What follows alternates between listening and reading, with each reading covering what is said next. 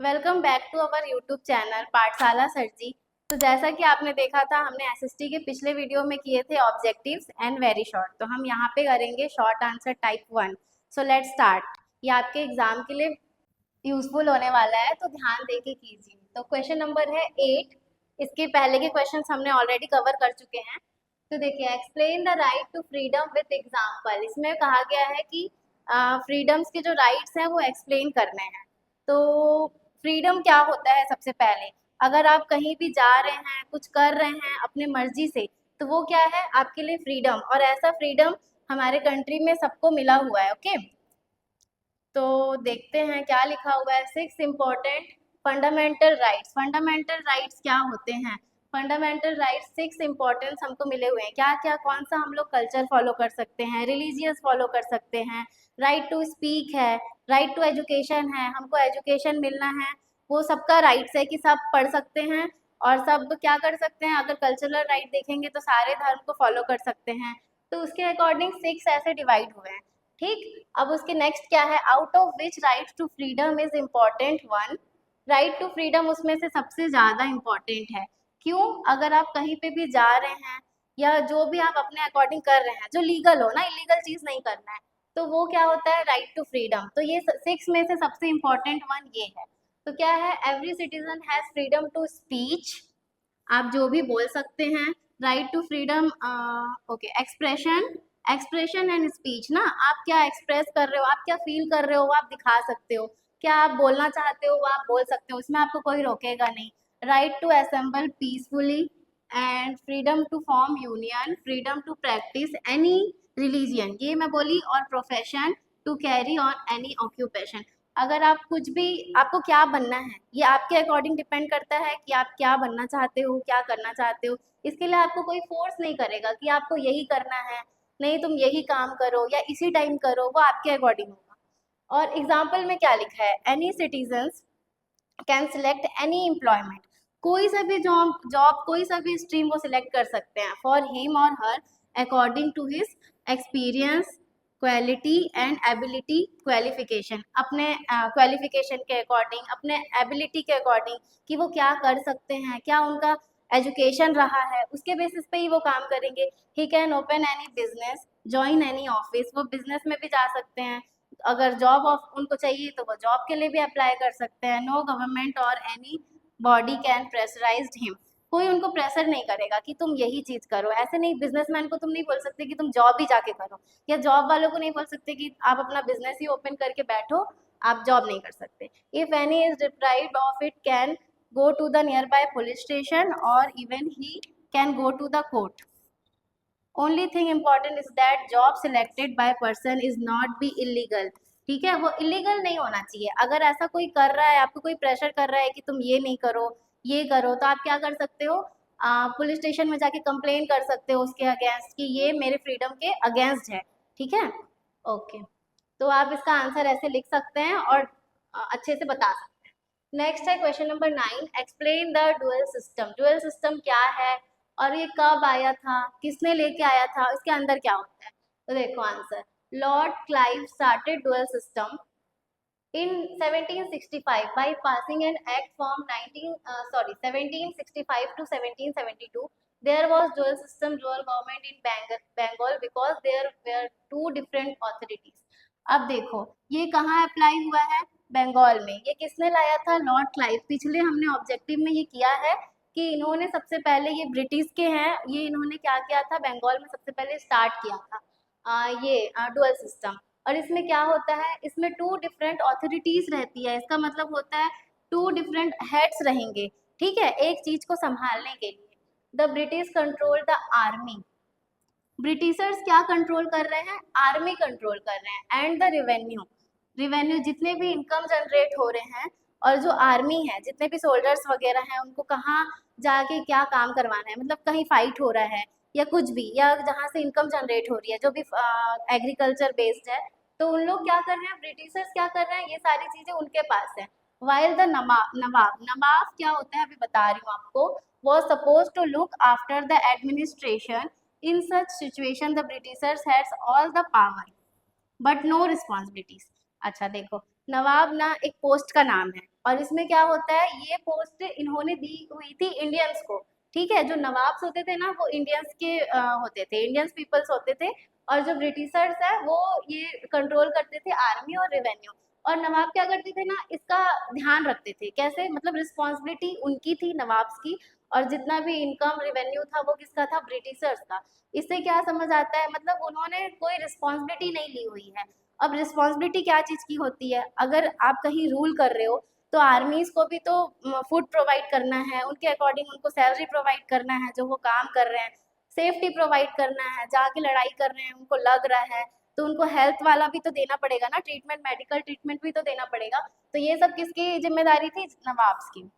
लेकिन उनके पास कोई पावर नहीं था, ठीक है ना, उनको इनकम संभालने का, रेवेन्यू संभालने का था ना, वो आर्मी को अपने अकॉर्डिंग भेज सकते हैं कि तुम यहाँ पे ये सिक्योरिटी प्रोवाइड करो, या तुम इस लड़ाई पे जाओ या इसमें मत जाओ, कुछ नहीं, ये सारा कौन करेगा, ब्रिटिशर्स करेंगे। तो समझ आया कि नवाब सिर्फ रिस्पॉन्सिबिलिटीज संभाल रहे थे और ब्रिटिशर्स रूल कर रहे हैं।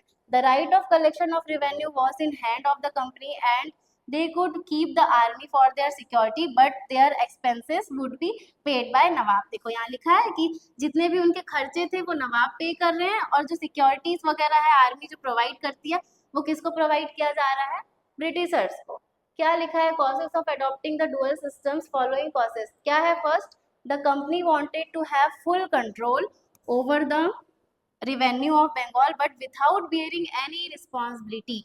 उनको चाहिए था कि वो पूरा कंट्रोल रखें अपने हाथ में, लेकिन उनको कोई रिस्पॉन्सिबिलिटी नहीं लेनी है कि क्या खर्चा लग रहा है, कहाँ कब किसको क्या देना है, नहीं, उनको सिर्फ कंट्रोल करना है। The Britishers had shortage of capable and trained administration, so they gave the responsibility to administration to Indians. अच्छा देखो, उनके पास ना उतना ट्रेनेड, मतलब अच्छे से जो केपेबल हैं वैसे लोग नहीं थे, उनको उतना आता नहीं था कि किसको किस टाइम पे क्या देना है या कैसे बात करना है, उनको थोड़ा लैंग्वेज प्रॉब्लम भी था। तो ये सब उन्होंने क्या किया हुआ था, रिस्पॉन्सिबिलिटी किसको दी हुई थी, इंडियंस को, क्योंकि उनको ये चीज़ आ रहा था, वो अपने कंट्री के हैं वो संभाल लेंगे, लेकिन उनको संभालने में प्रॉब्लम होता था, तो वो नवाब जो है ना वो रिस्पॉन्सिबिलिटी इंडियंस को दी हुई है, बाकी चीज़ें वो लोग खुद हैंडल कर रहे हैं। थर्ड पॉइंट में क्या लिखा है, by not having direct control over Bengal they avoided the international criticism. इसका मतलब होता है अवॉइड करना। देखो क्या कर रहे हैं उन लोग, अगर उन लोग पूरा कंट्रोल कर लेंगे तो ये तो दूसरे कंट्रीज की नज़र में गलत दिखेगा ना कि वो पूरा कंट्रोल कर रहे हैं। तो उन्होंने किसके हेल्प से कंट्रोल कर रखा था, यहीं के पीपल्स के लोग से। नवाब जो हैं वो इंडियंस हैं, तो वो दिखा दे रहे हैं कि ये कंट्रोल कर रहे हैं, ये रिस्पॉन्सिबिलिटी लिए हुए हैं, लेकिन इनडायरेक्टली कौन रूल कर रहा है, ब्रिटिशर्स ही रूल कर रहे हैं। ठीक, board of directing were not in favour of having direct control over Bengal, मतलब वो डायरेक्टली नहीं कंट्रोल कर रहे हैं, इनडायरेक्टली कर रहे हैं। The Britishers wanted to make money, they only want to make money. वो क्या करते थे, हमारे यहाँ का रिसोर्सेज वगैरह भी यूज करते थे और उनको सिर्फ पैसे बनाना है। ठीक, ये हम लोग आगे के क्वेश्चंस में देखेंगे। चलिए next question number 10, what is petroleum called black gold. Black gold क्यों बोल रहे हैं इनको, गोल्ड मतलब क्या समझ रहे हो आप, बहुत एक्सपेंसिव। ठीक है, गोल्ड बहुत एक्सपेंसिव है, इसलिए यहाँ पे गोल्ड लिखा हुआ है। और ब्लैक क्यों, क्योंकि ब्लैक इन कलर है। ठीक है, किसका कलर ब्लैक होता है, कोल का। चलो लेट्स रीड, क्या है, petroleum is the dark thick liquid found between layer of shale in offshores and coastal oil fields. After drilling, it is sent for refining. The product obtained after the extensive drilling and refining process, such as diesel, petrol, kerosene, wax, plastics, and lubricants, are in high demands and are highly valuable.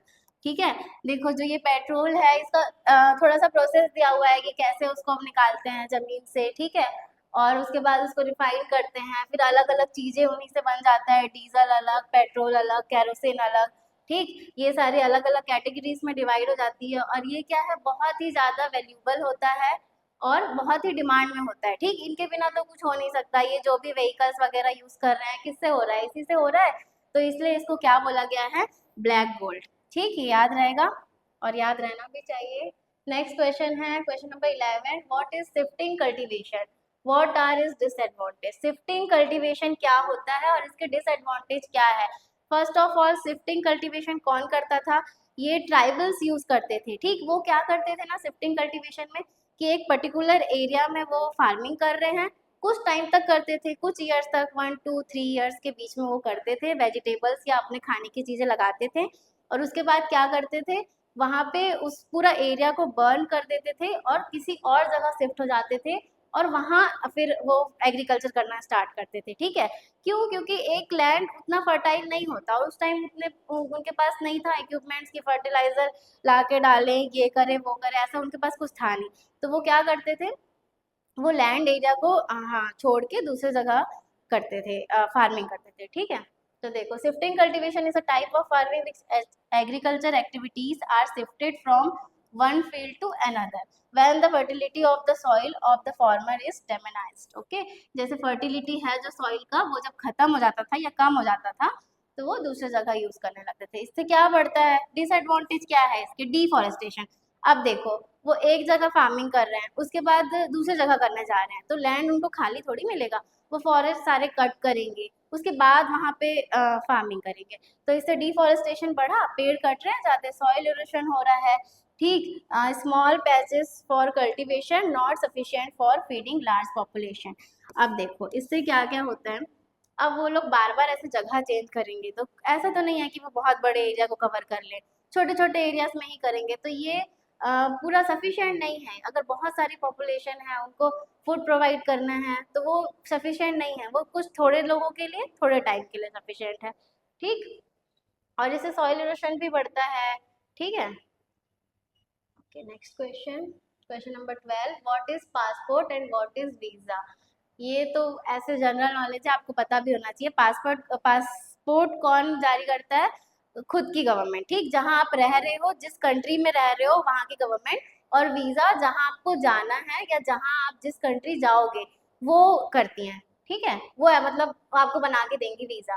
तो क्या लिखा है, passport is a government issued document, government issue करेंगी, कौन सी government करेंगी, जिस country में आप रहते हो वहाँ की। ठीक, दैट प्रूव्स योर आइडेंटिटी, कि आप इस कंट्री के हो, वो आइडेंटिटी बताती हैं। ठीक, नेशनैलिटी की, कि आप ठीक है इंडियंस के हो, इंडिया के हो। For international travel it is use by your home country. ठीक है, जहाँ आप रहते हो वहाँ से प्रोवाइड होगा ये आपको, अगर आपको कहीं और बाहर इंटरनेशनल कंट्रीज में जानी है, मतलब अपने कंट्री से बाहर जाना है।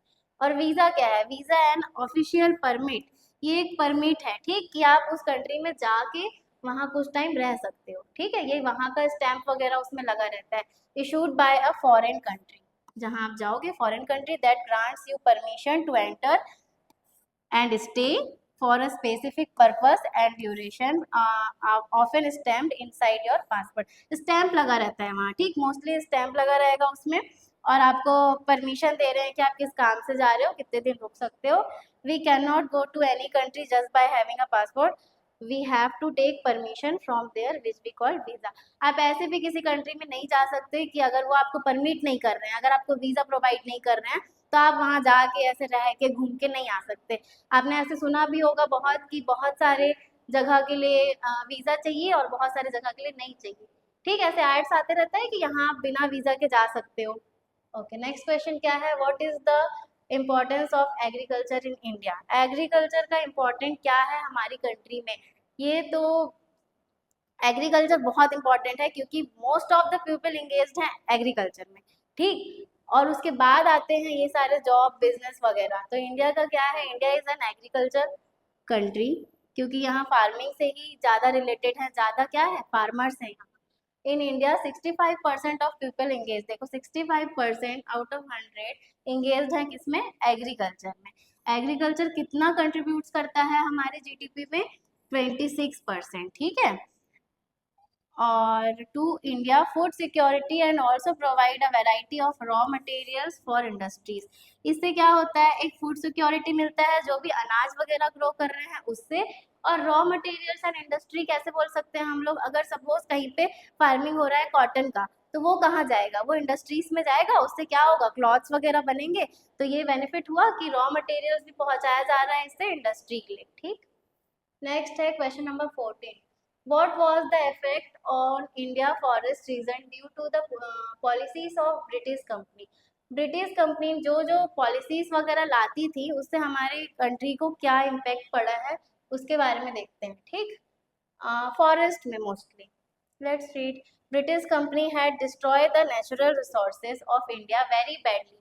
During the English rule in India, new mills and factories were established which were based on forest products. देखो, जब वो ये सब स्टेबलाइज कर रही थी ना, मिल्स फैक्ट्रीज वगैरह, तो क्या करती थी ये, कहाँ पे स्टेबलाइज करती थी, फॉरेस्ट वगैरह कटिंग करके। तो इससे क्या हो रहा था, हमारा फॉरेस्ट डिस्ट्रॉय हो रहा है, बहुत सारे पेड़ काटे जा रहे हैं, और वो सारे वुड्स वगैरह भी वो ले जाते थे, क्या उससे कुछ बहुत सारे मटेरियल्स बनाने के लिए, जैसे बनता है टेबल चेयर वगैरह, तो वो फॉरेस्ट से ये यूज कर रहे हैं, और इधर का फॉरेस्ट कट कर रहे हैं, और उसके जगह ये सब स्टेबलाइज कर रहे हैं, और ये हमारे बेनिफिट्स के लिए नहीं था, ये उनके लिए ही था कि वो कैसे इससे इनकम जनरेट कर पाए और अपना लेके जा पाए।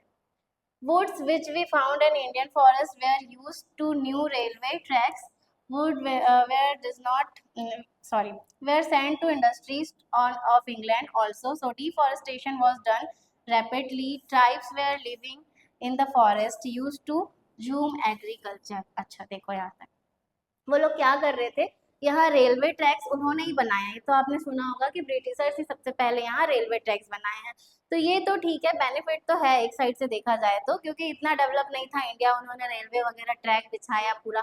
लेकिन इसमें बोला है कि बैड इम्पैक्ट क्या पड़ा, तो क्या है, फॉरेस्ट वगैरह पूरा कट कर दिया गया, उसकी जगह पे ये उन्होंने रेलवे ट्रैक बनाया, ठीक। तो इससे क्या हुआ, डिफॉरेस्टेशन बहुत तेजी से बढ़ा है हमारे इंडिया में, ठीक। अब क्या है, ट्राइबल्स यहाँ रहते थे, ट्राइबल्स कहाँ रहते हैं, जंगलों में रहते हैं, तो उनके लिए प्रॉब्लम क्रिएट हुआ कि ये सब लोग ऐसा कर रहे हैं। और क्या, उन लोग ना झूम एग्रीकल्चर करते थे, झूम एग्रीकल्चर भी ना एक टाइप का शिफ्टिंग एग्रीकल्चर ही होता है, वो भी थोड़े टाइम के लिए शिफ्ट होते जाते हैं, एक जगह किए फिर नेक्स्ट ऐसे उन्होंने उसको क्या बोलते हैं, jhum agriculture. They were prohibited to cut down the trees and their lifestyles was affected. They become rivals to British rule. The English exploited to Indians resources. अब देखो, अब उनके रहने की जगह को डिस्ट्रॉय करेंगे, उनका तरीका चेंज करेंगे, तो वो तो प्रोटेस्ट करेंगे ना कि ये हमारे लिए ठीक नहीं है। तो कुछ लोगों ने ऐसा किया भी कि नहीं, ब्रिटिशर्स हमारा लाइफस्टाइल चेंज करने का ट्राई कर रहे हैं और ये हमारे अकॉर्डिंग नहीं है।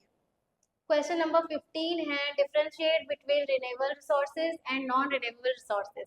तो देखो, रिन्यूएबल रिसोर्सेज क्या होता है और नॉन रिन्यूएबल रिसोर्सेज क्या होता है। अगर आप ऐसे ही समझेंगे तो क्या है, ये जो वापस से मिल सकता है, ठीक है, नेचर से, और ये ऐसा रहता है जो हमको बहुत सालों लग जाते हैं इसको मिलने में। और आप ऐसे एग्जाम्पल में समझ सकते हैं, जो यहाँ पे दिया हुआ है, वाटर, सॉइल, फॉरेस्ट वगैरह, फॉरेस्ट कट कर रहे हैं तो अगर हम लगा भी सकते हैं, ठीक है, तो फिर थोड़े साल बाद हम लोग के लिए वो रेडी रहेगा। लेकिन ये जो कुछ कोल, मिनरल्स, ऑयल, पेट्रोलियम होते हैं ना, ये धीरे धीरे जो खत्म होते जा रहा है, इसको वापस से पाना शायद से पॉसिबल नहीं है, वो बहुत टाइम लग जाएगा, ठीक। तो क्या लिखा है, पढ़ते हैं, renewable resources are those which are renewed और रिप्लेनिश्ड नेचुरली ओवर टाइम। ये एक टाइम पे हम लोग को ऐसे हम लोग यूज भी कर सकते हैं, लेकिन ठीक है, इसको भी लिमिट में ही यूज करना है, ठीक। और ये रहता है, ये लिमिटेड है भाई, ये हम लोग जितना ज्यादा यूज करते जाएंगे ये एक टाइम बाद खत्म हो जाएगा। और इसके एग्जाम्पल में आप लोग देख ही सकते हो, पेट्रोलियम है, कोल है, मिनरल है, जितना भी माइनिंग करके निकाला जा रहा है वो धीरे धीरे खत्म होते जा रहा है। अभी सुने भी होंगे, बचाओ फ्यूचर जनरेशन के लिए, ऐसा बोलते हैं कि बचा के रखो। नेक्स्ट क्या है, some of this are unlimited and there are less affected by human activities such as solar energy and wind energy। देखो, ये कुछ कुछ जो है वो अनलिमिटेड भी है, जो सोलर एनर्जी है, विंड एनर्जी है, ये सब हम लोग यूज कर सकते हैं अच्छे से। इसमें क्या है, नॉन रिन्यूएबल में क्या है, once the stock are exhausted it may not thousand of millions year to be renovate as. देखो, थाउजेंड्स ईयर्स और मिलियंस ईयर लग सकते हैं इसको वापस से पाने के लिए, ये खत्म होते जाएगा, ठीक है। और ये ठीक है, ये हम लोग अगर अच्छे से यूज करें बेनिफिट होगा। Yes, careless use to certain renewable resources like water, soil and forest. इसमें क्या है, अगर हम लोग इसको, ये भी खत्म हो सकता है अगर हम अच्छे तरीके से यूज नहीं करें। अगर हम लोग बहुत ज्यादा वाटर वेस्ट कर रहे हैं तो एक टाइम बाद वाटर भी सेफली नहीं रहेगा ड्रिंक के लिए। They can be case completely erosion, और ये तो पूरे तरीके से खत्म ही हो सकता है, ठीक। ओके, नेक्स्ट है question number 16, what things should be keeped in mind while making foreign policies. जब हम लोग फॉरेन पॉलिसीज बनाते हैं तो क्या ध्यान में रख के बनाया जाता है, उसके बारे में, ठीक है। क्या लिखा है? फर्स्ट पॉइंट है national security. National security is the most important aspect of a country, so the country while making it's foreign policy should be keep in mind such things which will not disturb the national security। सबसे पहले होता है किसी country का security, ठीक है। सबसे पहले यही चीज माइंड में रखा जाता है कि उनके सिक्योरिटी डैमेज ना हो, ठीक, वो पूरे तरीके से सिक्योर रहे, कोई प्रॉब्लम फेस ना करना पड़े। ये पॉलिसी बनाएंगे तब सबसे पहले ये देखा जाएगा। उसके बाद क्या है? Relation with neighbours. जो भी कंट्री है, जैसे एक कंट्री पॉलिसीज बना रही है, उसके आसपास की जो नेबर कंट्री है, पड़ोसी देश जो बोला जाता है, उसके लिए भी कुछ ध्यान में रखा। While making the foreign policy we should keep in mind the relation with our neighbour neighbouring countries, we should keep sweet relations with other countries. ठीक है, हमको ध्यान में रखना चाहिए कि उनके लिए तो कोई अनफेयर चीज नहीं हो रहा है ना, कि उनको प्रॉब्लम फेस करना पड़ रहा है हमारी पॉलिसी के कारण, तो ऐसे तो फिर वॉर हो जाएगा। तो उनको भी ध्यान में रखना है और हमारी सिक्योरिटी को भी ध्यान में रखना है, फिर एक पॉलिसी बनाना है अगर हम बना रहे हैं तो। Protection of economic welfare, our international relation depend on foreign policy, so we should keep in mind the international cooperation trade also. हमारा जो रिलेशंस वगैरह रहता है दूसरे कंट्रीज से, वो किससे रिलेटेड रहता है? पॉलिसीज से रिलेटेड भी रहता है, तो उसको भी ध्यान में रखना है, क्योंकि हम लोग इम्पोर्ट एक्सपोर्ट तो करते ही है ना दूसरे कंट्रीज से, तो उसके according. Self respect, to make foreign policy we should keep in mind the unity and integrity of the nation. We should make such foreign policies which will not damage the respect of our nation, ठीक है। अब self respect तो बहुत important है। अगर कुछ ऐसा policy बना दे रहे हैं जिसमें हमारी कंट्री का ही सेल्फ रिस्पेक्ट नहीं है, तो ये यूजफुल तो नहीं हो सकता, ठीक। चेंजिंग सिचुएशन, ये एक ऐसा पॉइंट है, ये फ्लेक्सिबल होना चाहिए, ठीक है, पॉलिसी, कि वो टाइम के अकॉर्डिंग चेंज हो। ऐसा नहीं कि हम एक किसी कंट्री के साथ डील कर रहे हैं और फिर कुछ मंथ बाद हमारा उनके साथ वॉर हो गया या कुछ ऐसा प्रॉब्लम हो गया है क्रिटिकल कि हम अब डील नहीं कर सकते, तो ऐसा कंपलसरी नहीं है कि आपने पॉलिसी में लिख दिया तो फिर आपको वो भेजना ही है, वो सामान या वहाँ से लाना ही है। ये क्या होता है? फ्लेक्सिबल होता है, ये टाइम के अकॉर्डिंग चेंज हो सकता है। अगर उस टाइम आपका रिलेशन उस कंट्री से अच्छा है तो ठीक है, अगर कुछ टाइम बाद आपका रिलेशन उस कंट्री से बिगड़ गया है, अच्छा नहीं है, तो आप वो पॉलिसी कैंसिल भी कर सकते हो या अपने अकॉर्डिंग चेंज कर सकते हो, ठीक। यहाँ वही लिखा है, देखो, फ्लेक्सिबल होना चाहिए।